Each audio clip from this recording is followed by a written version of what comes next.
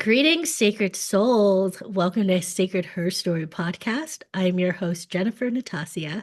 Today, for our Sacred Her Story guest speaker, we have Desiree Doucet. Desiree is a certified grief educator and certified professional coach. She helps humans, you and I, heal and understand their grief.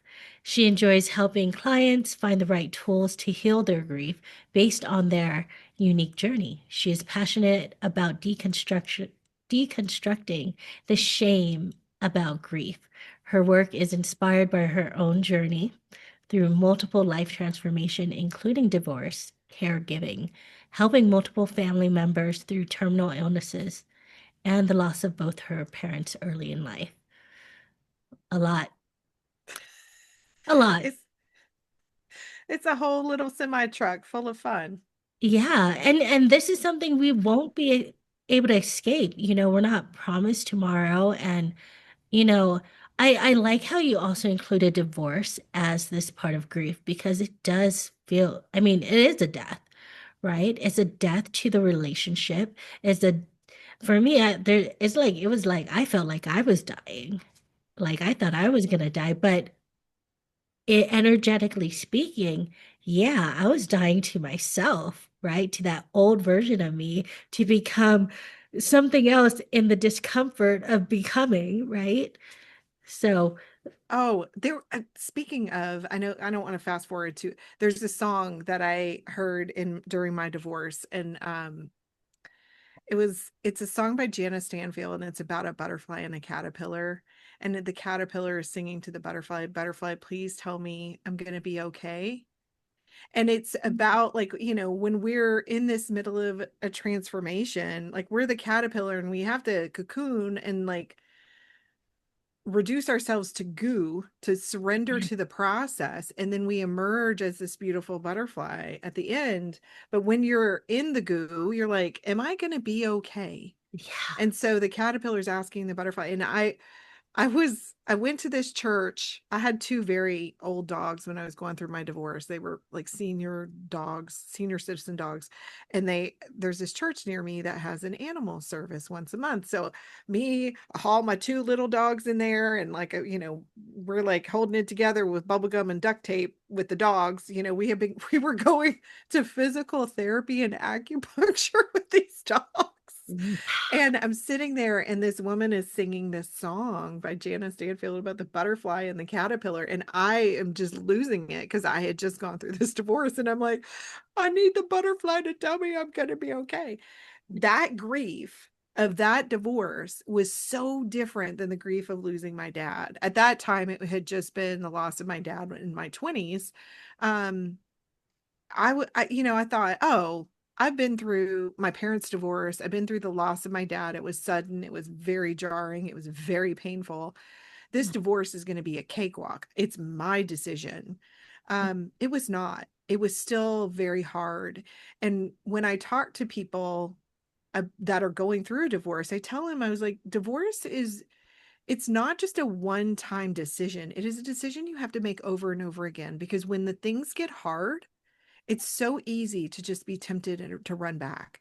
And I did. It took me two times to file for divorce before I actually went through with it. So the second time I actually like the first time I filed for divorce, I got talked out of it. And then yeah, I had family members saying, "You're almost through the hard part. Keep going." And I was like, "No, I think let me give this one more shot." And it was incredibly painful. And I think with grief is really more of a part of our lives than we acknowledge, but we don't pay attention to it or tend to it until it becomes so painful that we can't ignore it. And for me, that was the loss of my parents and the loss of my marriage. That's a lot. That's a lot.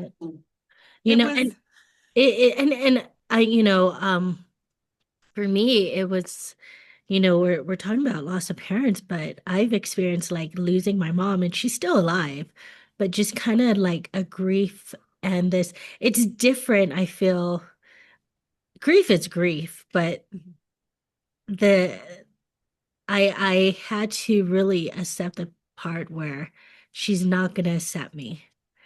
Like, I'm never going to be good enough for that woman in order to stop going back and forth, like how you were shared with your divorce. It was like, this was my mom. And Yeah. so I've shared to people close to me before where I said, oh, she died to me a long time ago, but now our doing that, it let me separate and our relationship is better. But, I just, the idea of that, like how you were talking about the grief, Mhm.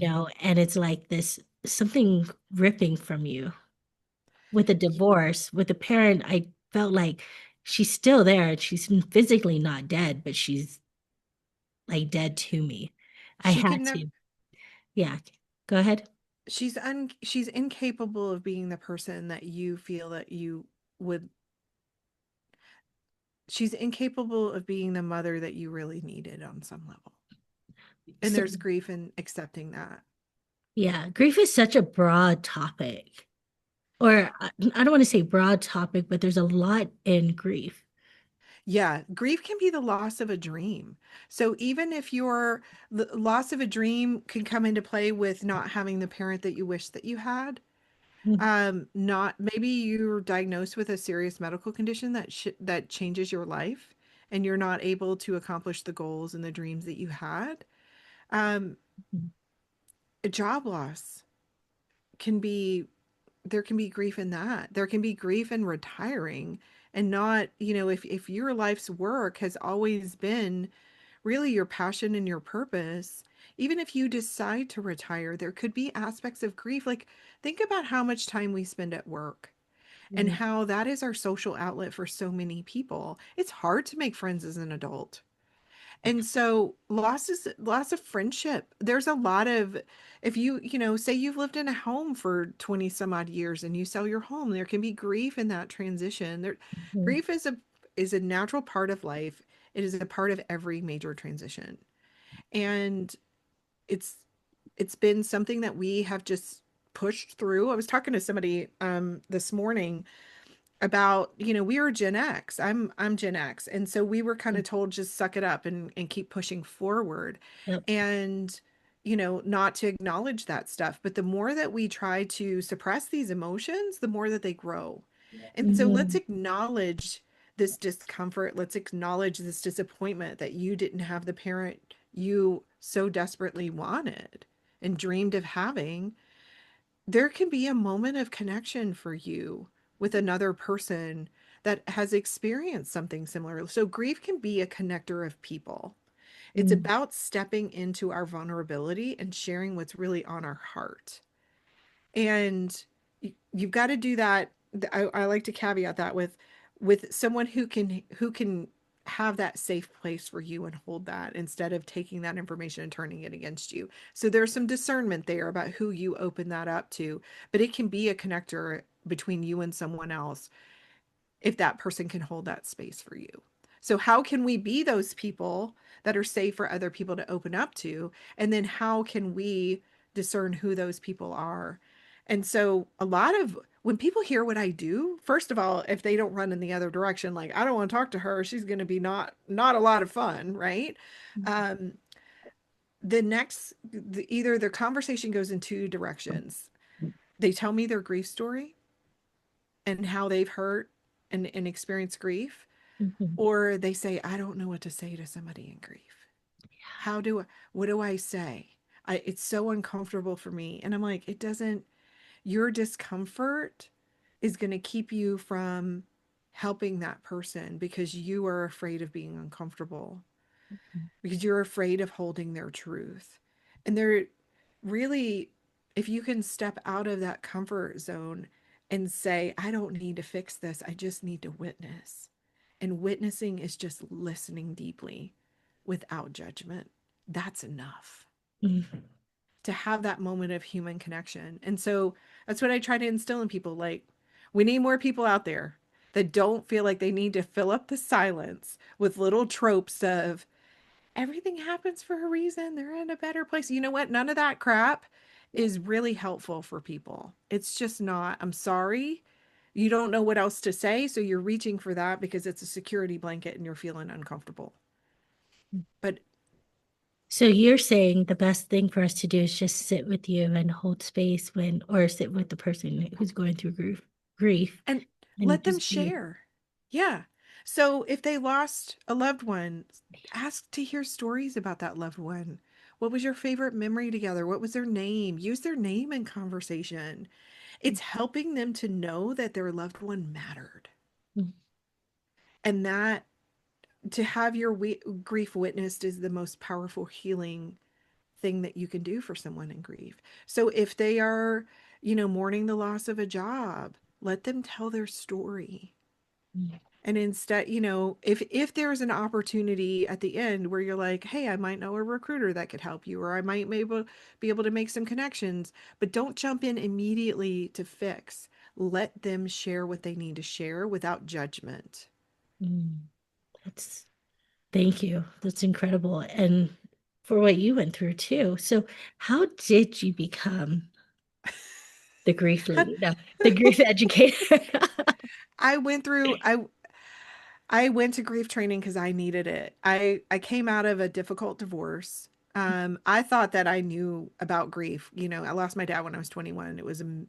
He died of a massive heart attack. I had talked to him that day, was going to have lunch with him the next morning, or the next day. And so it was very jarring. And I thought, well, this is as bad as it gets. Um, Mhm. and so I've already been through the worst, right?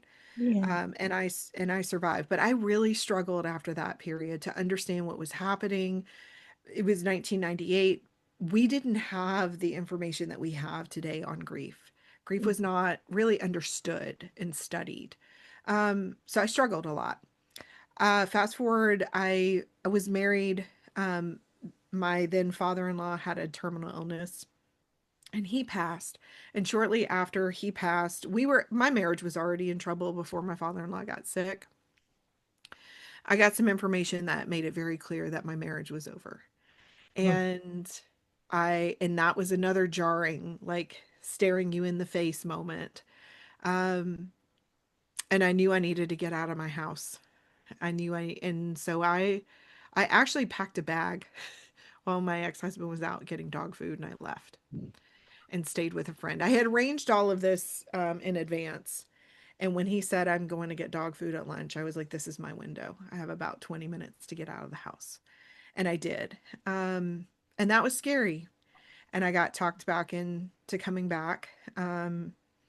And then it was pretty evident a couple months later that it wasn't going to get better. And I left for a second time.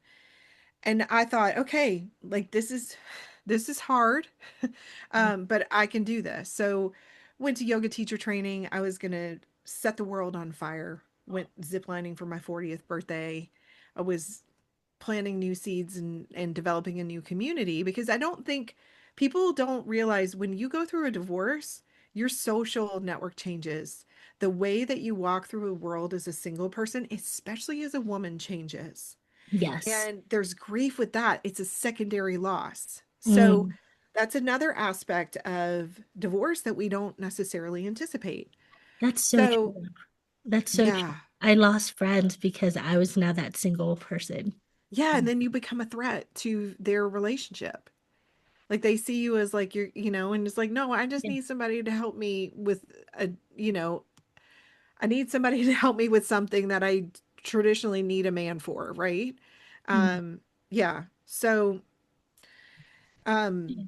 there's a secondary loss, and then I went to yoga teacher training. I was gonna reinvent myself, and my mom kept falling, and we knew something was wrong, but we couldn't get in with a neurologist, and every time we went for another test they were like, you need to see a neurologist, and it was just impossible to get an appointment. And she got diagnosed with ALS, and so everything got set aside again and we were in caregiving mode. So my sister and I looked at each other and said, no regrets. We know what it's like to lose a parent, and we're going to love our mom as much as we can for as long as we have left with her. And we did. So my mom passed in November of 2019. And there were some circumstances around her passing. Um, it was partly a choice on her part. She was dependent on a feeding tube. She couldn't swallow or speak. She was losing her ability to write, which was how she communicated with us. Even though she had a speaking device, she hated using it. And she was losing her ability to help us move her around the Mhm. house. And I really think that she had had enough, and she saw how we were struggling to, we were traveling constantly to take care of her. She lived in a different state than me and my sister. So we'd trade off. And she asked us to stop giving her nutrition. And so that was a hard thing for me to accept. And really that was the tipping point that got me into grief educator training, was finding peace with the fact that I was blaming myself. And so I was like, I can't live my whole life like this anymore. And came back to work, COVID hit. Um, I ended up without a job, which was a blessing because I really needed to sit down and heal. And so my job was eliminated, and I said, I'm going to sit down and I'm really going to figure out what I want to do. And ended up in grief educator training for my own healing. And Yeah. then shortly after that, I was in coach training, and people said, oh, you're a coach and you have experience and education and grief. I've got a client for you. And so my business just organically grew from my own story. Mhm. But the beautiful part is I'll sit with a client who is blaming themselves for, I gave my loved one a dose of morphine and I feel like I killed them. And I can sit with them and explain some of the things that they may not have considered and help them remove the blame and the shame that they've been carrying, sometimes for over a decade. And so in that work, it truly is sacred. It's holy work. I am asking people to trust me with some of the deepest, darkest things that they've ever felt. And I recognize that. And it's an honor when someone can open up to me, but also understanding that someone that has been there Mhm. sometimes can understand. Does that make sense? Yeah, it makes total sense. It's holding that capacity for others and just it's very vulnerable. Like this is a vulnerable topic when you're talking about loved ones passing or just the process of you mentioned you said shame, right? Oh, yeah. Shame is huge. And then to blame yourself, like that's, it's like that blame is like I'm unworthy, I'm never going to be forgiven and holding that in your body, that's a lot. We were, Yeah. it was so interesting because I was talking with a family member after my mom died, and they said, we can't ever tell anybody how she died. And I was like, why? And they were like, because they're going to judge her for taking her own life. And I said, but that was, she did, there's no cure for ALS. Like, what I understood in the end is that my mom made that decision from a place of love for herself. Right. But I was blaming myself for carrying that out, for listening to her. But it was an act of love to honor her request. And so, how can anyone like blame or shame us when this was all motivated by love? And it's it's it's no one's, you can't judge someone else in that situation. The Mhm. reality was my mom was ready to go, and our will to live is very powerful. And so I thought that the mechanics of it, the logistical analytical piece, I could have kept her alive if I just would have not listened. Well, you know what? My mom's will to live was gone. Yeah. And so, I'm not able to factor that in, and that's not my, we don't ultimately have control over all of how all this plays out. Mhm. And I just don't want people to live with any shame around grief. I don't want them to live with the shame around having really difficult feelings and not being able to say anything. People don't share their grief because they don't want to go to a party and be a Debbie Downer. Mhm. But then we're living in this place of performing constantly, and we're not honoring what is really in our heart. And Right. authenticity is one of my core values. So, like, honey, let's talk about it, right? So, um, that's really, I want to help people step into their authentic selves, share what's happening, and let that be a moment of connection. This is so beautiful. And I love how you talk about it, you know, and even the relationship involved in it all, and I'm over here like, oh, I shared something that I don't share with other people, and it's recorded now. you know, Well, I mean, and but it's very raw and real. It's like, how do you move on from all this? Like there's that shame part. So how do you discuss that how did you move through that with yourself and help others with that shame piece? so I think that one of the best things that has helped me in my grief journey was Mm, understanding all the different facets of things that I didn't see about grief, about the shame that I was holding, like speaking things out loud. I don't openly share that story about my mom and how she passed and how I had a role in it, you know? It is it's vulnerable for me to say that. It's scary. But in the same sense, I, I feel like I need to say it yeah, because I know that there are people out there walking around with a similar thoughts and they're blaming themselves. And yeah. so I yeah. sorry, go ahead. So let's talk about it. Let's remove the shame on it. Uh, it's not helping. It's not helpful for any of us. My mom wasn't a robot. I couldn't have made her live forever. Right. It would have been torture. At some point, it's compassionate to let things go. Hmm. It's more loving to let things go. And that is so contrary, but loving is holding gently. Hmm. I love what you just said there. Loving is holding gently and honoring her wishes. That was an act of love. How you even shared that piece, you know. Um, sorry, this light thing is like bugging me in my face. It's still there. I don't know what to do about it. Um, excuse me. I'm trying to get this lighting, but it's not working. Anyways, back to this conversation with your mom. Um,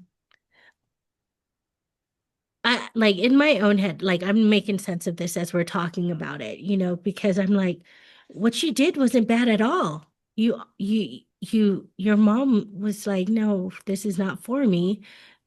And she asked for you guys to do something to honor her wish. And I go, why would you even have shame or grief or, not the grief part of losing a parent is what it is, but that shame behind it, the guilt behind it, like it was your fault. Like I'm a that was what she asked for because she couldn't do anything herself. And there was that part you talked about, will to live, Hmm. and you're sharing as a grief coach, grief mentor, that many people hold this within them.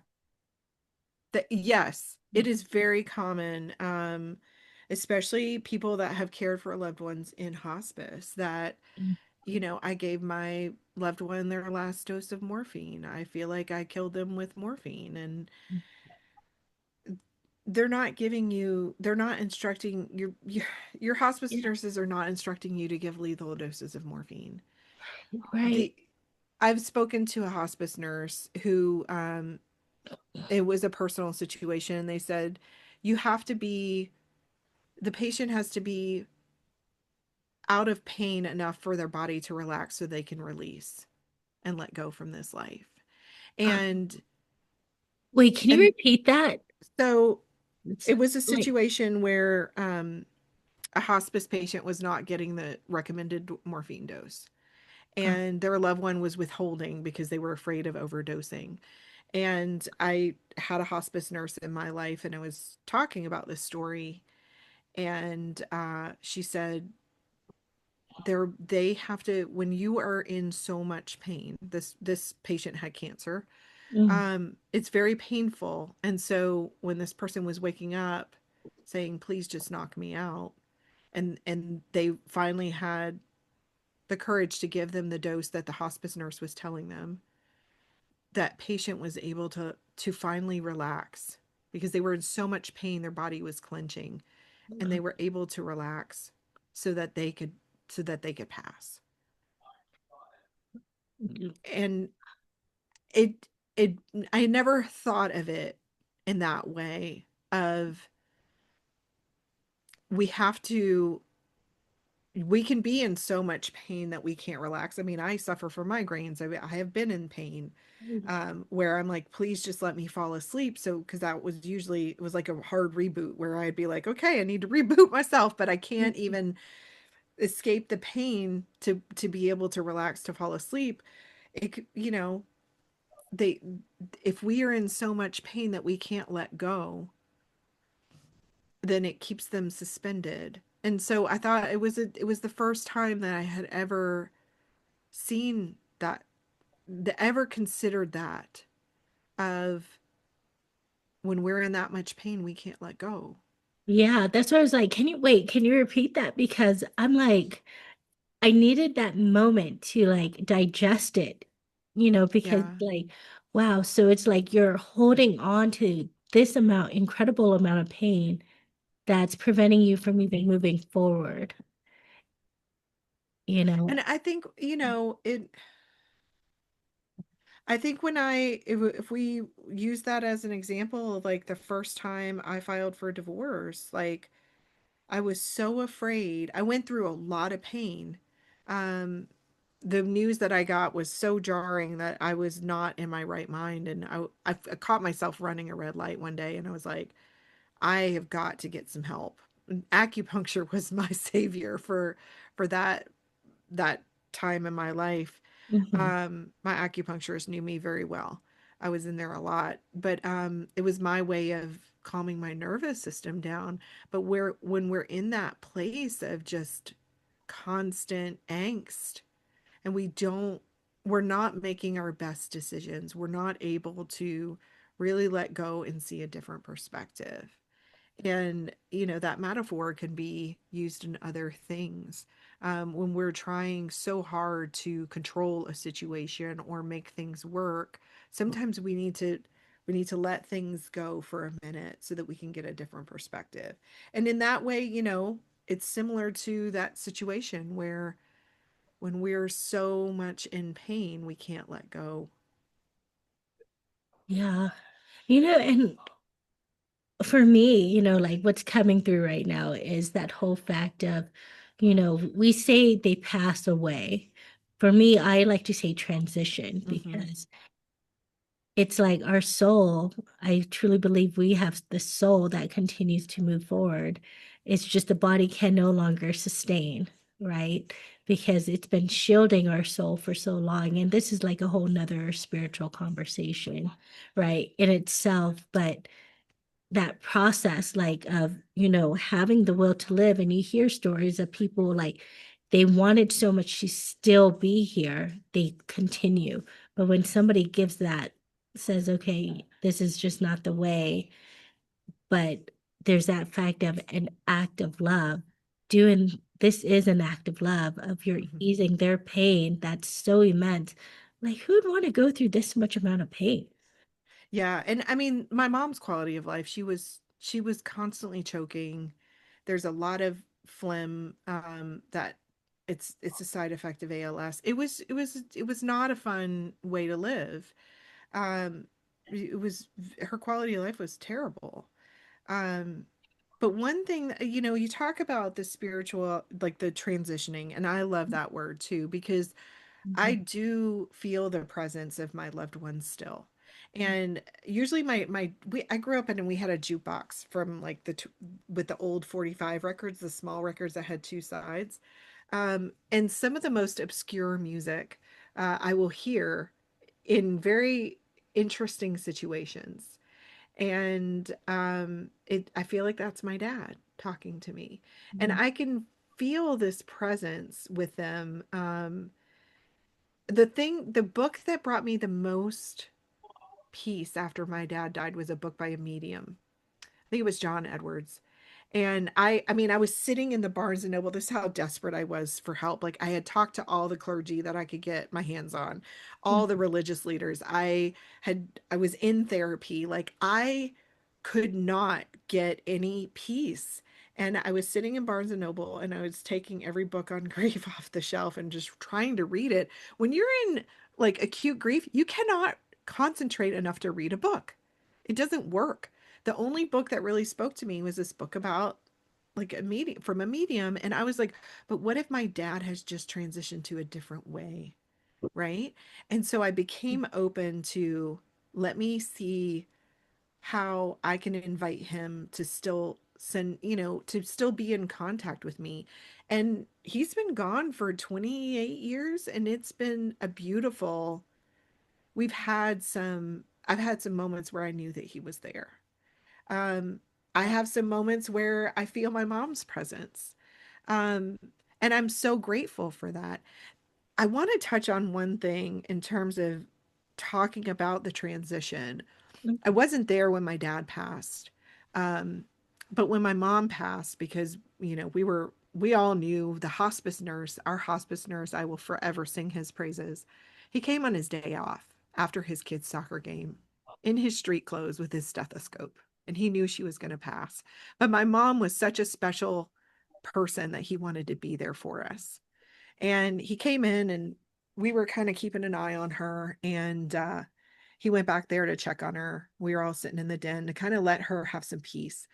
And he came out and he said, it's going to happen soon. If you want to be back there, go.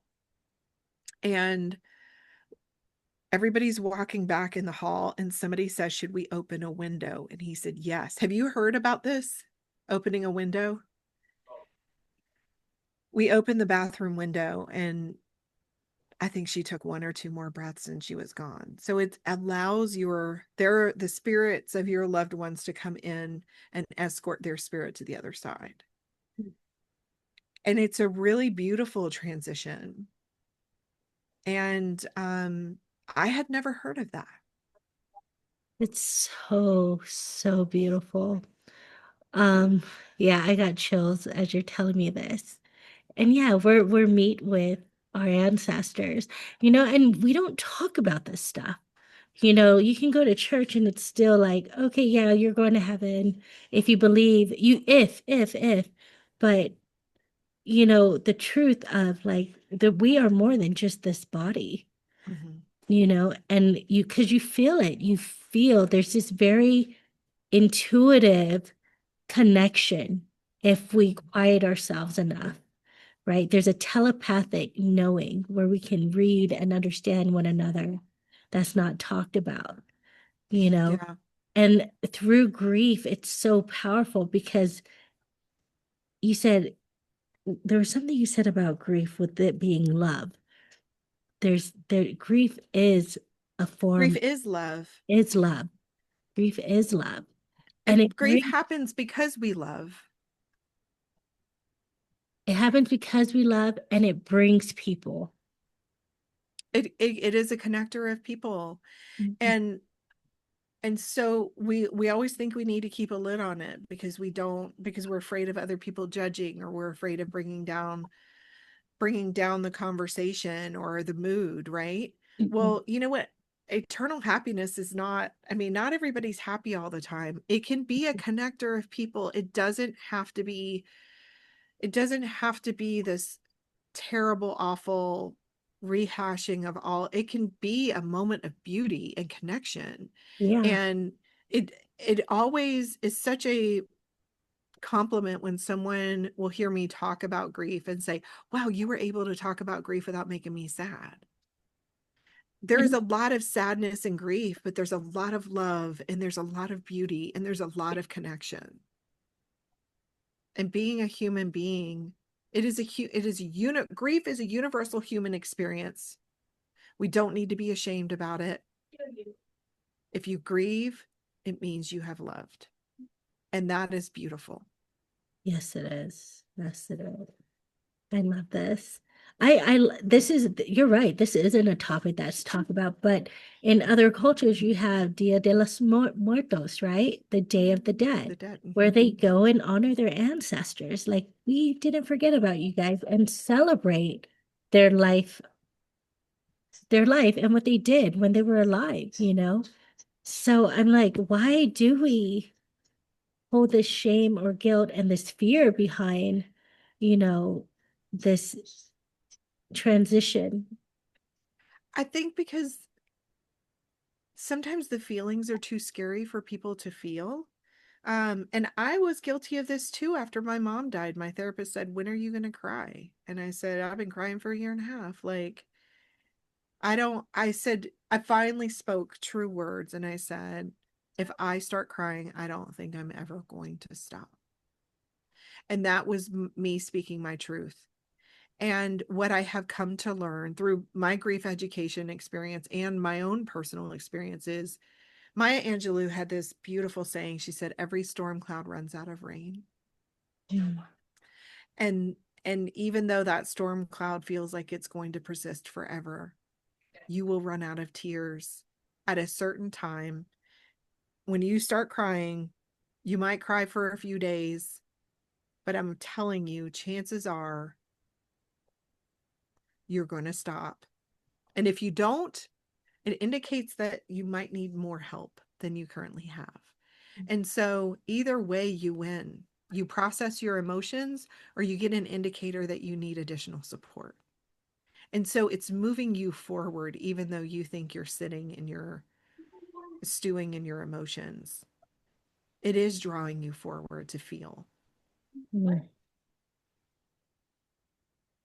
One of the things that my grief mentor, David Kessler, said is the pain is the map to the healing. And Mm. so it tells us what still needs to be healed. And so let's not shy away from that. Let's use it as information. I love this. I love everything you're sharing because I think, especially like in our, in our society, feelings are not looked at as okay. Showing too much emotion's not okay. Expressing yourself, oh, you're just weak. But, you know, here it's like, no, it's connection, it's love, it's expression, right? And, with tears to add on, like, how you're like, oh, if I start crying, I'll never stop. And I go, well, tears is medicine, right? It's telling us that we are healing as we shed these tears versus holding it back, because that means it's gonna get stuck somewhere in our bodies, right? So Yes. Yeah, the tears are, yes, the tears are cleansing. Um and it is, I mean, the yeah, it's not something that we need to shy away from or be ashamed about. Because I think that people are afraid of showing emotion. They think that, like you said, it's weakness, but it actually takes courage to show emotion. yeah, So it's like we've been told our whole lives that showing emotion is weakness, but it actually is courageous. And so we could unpack this whole thing about why were we lied to, right? Why yeah, were we told that? But showing emotion is courage. yeah. Being honest about our emotions is courageous. It's authenticity. Hmm. And when we're able to be ourselves and show ourselves as we are, it gives other permission to show up as well, you know. And Absolutely. Absolutely. yeah, And and think about if we were all walking around being authentic. Sorry, I'm having a tickle in yeah, my throat. yeah, Um, think about the connection that we would have if we were able to meet each other in that authenticity. yeah. It there you wouldn't see all this competition, you know. There would be just connection and community. Like everyone is just lifting each other up and just being themselves. Because if you're able to be real with yourself, it's like you feel free Hmm. and you're not worried about what someone else is doing, really. Like because you're content with yourself. And it's like, and if you need to grieve or feel sad about something, it's okay. We're human. It's part of life. It's part of this experience. But I think the key that keeps us from being authentic is the fear of being judged. And then we're also judging ourselves. And so, if we can stay out of that judgment, if we can bring people into our lives who are not going to judge us for being our authentic selves, think of the power that that creates. Mhm. Yeah. Mm. So, be aware when you're judging. Be aware when you're judging yourself or others, and have the courage to step into your authenticity. I love this. Yeah, like that whole judging is huge, and like, you mentioned earlier, like the Debbie Downer at a party or something, or at an event, you know, but it's like you can't just hold it in by yourself, right? What good is that doing for yourself or others, right? You're Yeah. pretending to be okay. Hmm. Um, One thing that I tell people in early grief is you have permission to flake. So a lot of people feel like, okay, it's been 3 months, it's been 6 months. I was surprised to learn that early grief is the first 2 years. Mm. But when you zoom out, you realize that you've got a whole year of anniversaries, birthdays, all the things. Mm. And our bodies remember. And so it makes sense that it's more than a year early grief because you've got to have that whole cycle. Um, and if you're having a tough day, kind of ask yourself, like, is there some important date around this date that might be behind my difficult feelings, right? Um, but like so in that early grief, especially if it's acute, like the first 3 to 6 months, you have permission to flake. And what that looks like is you're going to have roller coaster days where things are going to be okay and then they might go south. And you could, you're probably going to have the urge to pick up the phone and call, Mm. or the urge to reach out to like, I should tell my dad this or whatever. Your brain is in a learning process. So grief is a learning process for your brain. It is very jarring for your brain. Your loved ones are as important to you as food and water. So when a loved one passes, you know, it is incredible. Your brain's like, wait, my reality changed. Our brain is wired to have these maps that save us time and energy. And so it wants predictability. Well, your whole reality is shifted. Same thing with going through a divorce, or same thing with retiring. For 40 years, if you went to a job every day, Yeah. all of a sudden your reality is shifted. It takes time for your brain to catch up. Hmm. So your brain is still learning a different reality, and that takes time. It takes effort. So early grief is exhausting and it's unpredictable. That's why you have permission to flake. Somebody says, let's go to dinner on Tuesday. Tuesday gets there. You're in a puddle of tears in the afternoon and you just want to be in your pajamas and take a bubble bath and go to bed. You have permission to flake. Tell that friend, I'm not feeling up to it tonight. Yeah. And release the guilt around that. Yeah, I love that. And it's just how we should live our life anyways, is giving ourselves permission to say yes and to say no if that's what is our honest truth. Mm-hmm. So I hear you say acute grief, early grief. Are there different stages of grief that you kind of There are like David Kessler and Elizabeth Kubler-Ross had the 5 stages of grief, and then David Kessler just added a final stage of grief, which he calls finding meaning. the interesting thing about grief is I read the stages of grief, like anger, denial, bargaining, all those things. It didn't feel like it resonated with me at the time when I was going through the loss of my father. The stages are not linear. You're going to go all the way through them, right?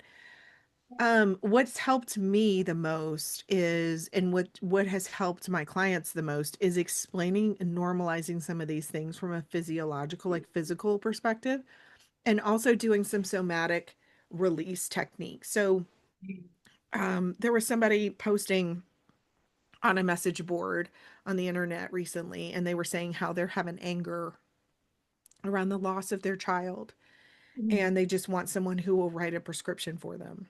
Mm, And I was like, here's another option. Like, I'm not saying that this is going to fix your problem, your anger, but find a way to somatically release that.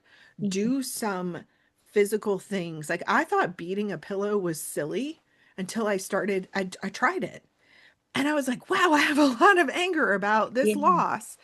Um, so things like, if you feel silly, nobody has to know, right? There are ways that you can use your body.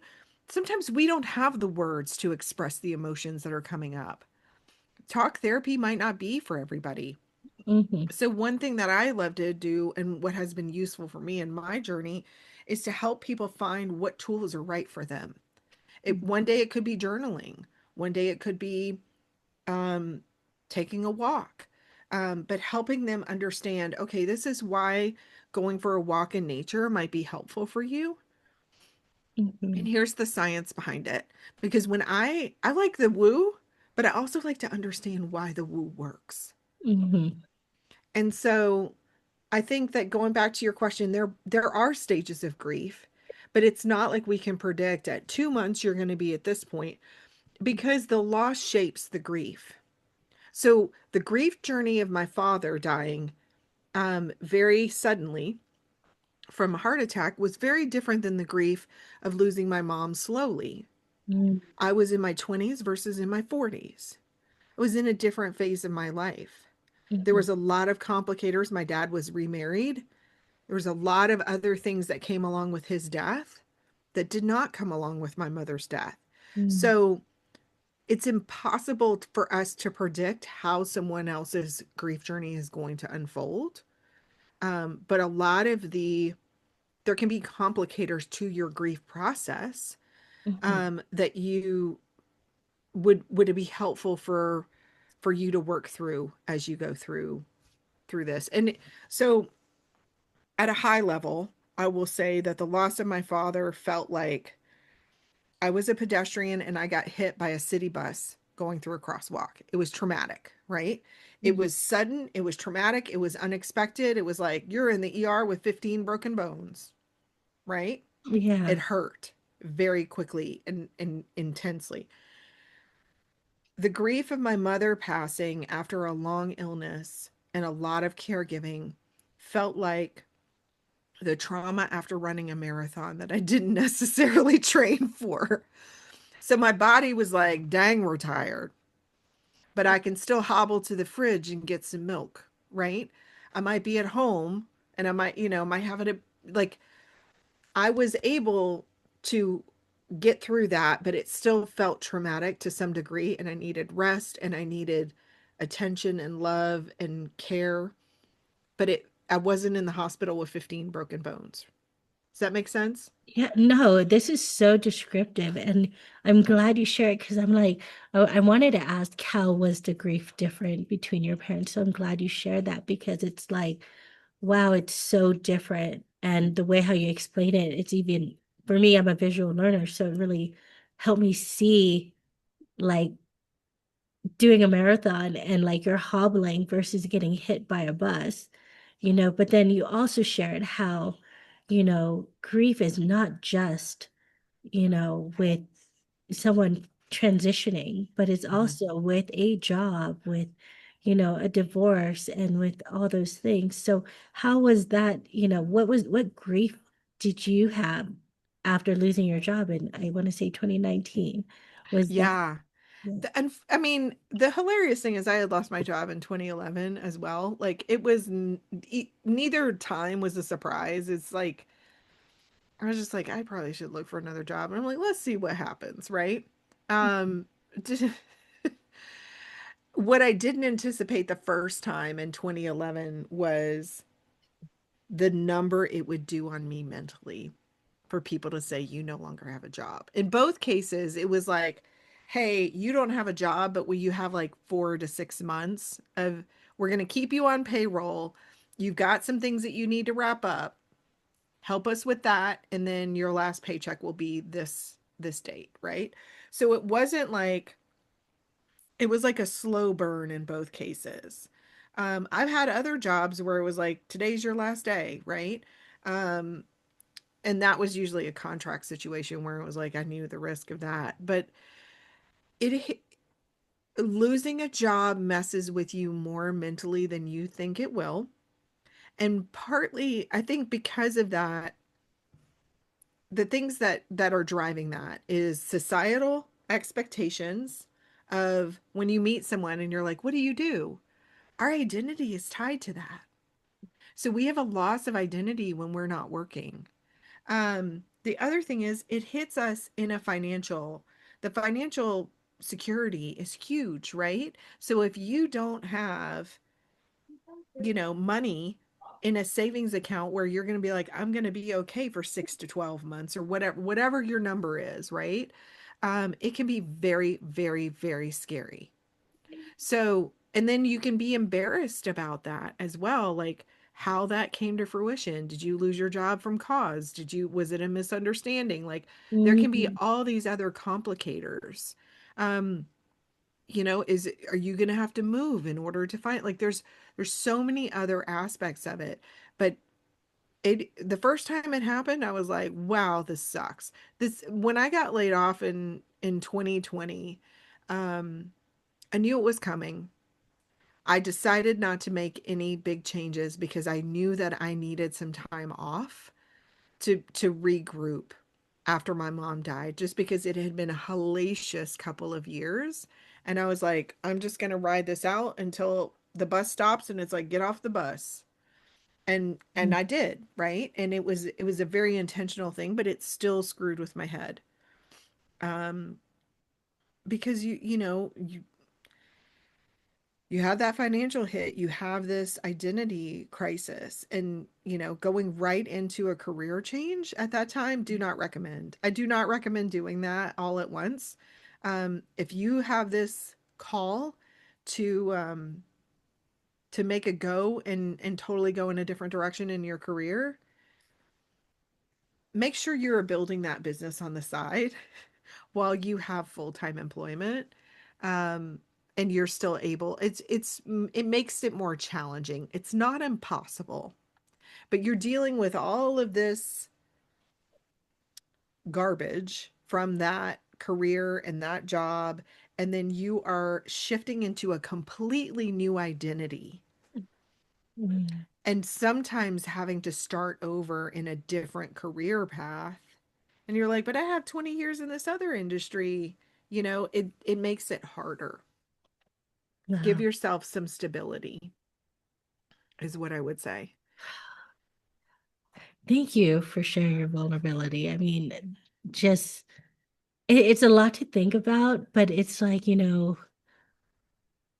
want to say a lot to think about. It's a lot to swallow and feel. This is like allow ourselves to feel, give ourselves permission to feel. And I love how you shared, like, to have discernment with who we're reaching out to, because some people will hurt us even more so. But you shared so much insight and even your own experience. Thank you for sharing that, like the difference between your dad and your mom, but then the in between of it, like the circumstance is different for each of us, and each one is a different feeling that comes with it. So, with all that being said, and all that you've shared, as we close this chapter of Sacred Her Story episode, what is one piece of wisdom you wish your younger self had known, or a truth or life lesson that you feel called to share with our audience as they walk in their own journey, in their own sacred journey. I think the one piece of wisdom that I would like to instill in younger generations is that you have an infinite wisdom inside yourself. You have the support of your ancestors, whether or not you knew them. You have intuition and you have a higher power guiding you.